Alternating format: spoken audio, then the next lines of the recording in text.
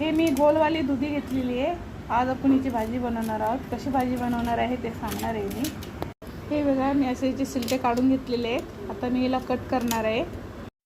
आपण परत एकदा दुधीची भाजी बघूया। मी थोडंसं याच्यामध्ये पाणी टाकणार आहे आणि हिला बॉईल करून घेणार आहे। हे बघा, एकदम कमी पाणी टाकणार आहे, ठेवणार आहे आणि या ताटामध्ये पण पाणी टाकणार आहे। ही भाजी पण वाफेवरच आपल्याला बॉईल करून घ्यायची आहे। त्याच्यामध्ये थोडंसं मीठ टाकणार आहे आणि हळद पण टाकणार आहे थोडीशी आणि आता ह्याला मिक्स करून बॉईल करणार आहे। हे बघा, 1 ग्लास पाणी ठेवलं होतं, एवढं पाणी राहिलेलं आहे आणि चांगल्या प्रकारे आता माझं बॉईल झालेली आहे दुधी। आता मी याला तडका देण्याची तयारी करते। हिला असं मॅश करून घेऊ शकता।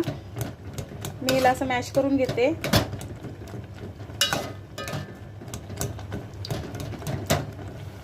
त्याच्यामध्ये मी मसाले टाकते, जिरा पावडर, धनिया पावडर आणि मिरची पावडर, मीठ आणि हळद तर पहिलंच टाकलं होतं।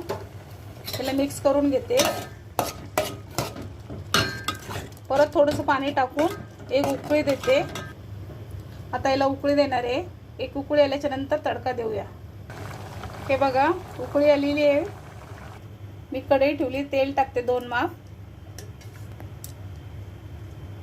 तेल गरम झालं माझं, हे 5 पुरण टाकते त्याच्यामध्ये। लसण, कांदा वगैरे काही टाकायचं नाहीये। त्याला थोडंसं खालीवरी करायचं।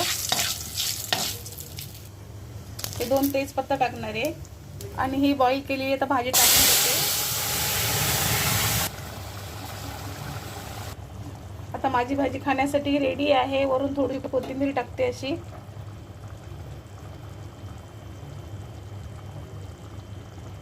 अशी रेसिपी माझी करून बघा।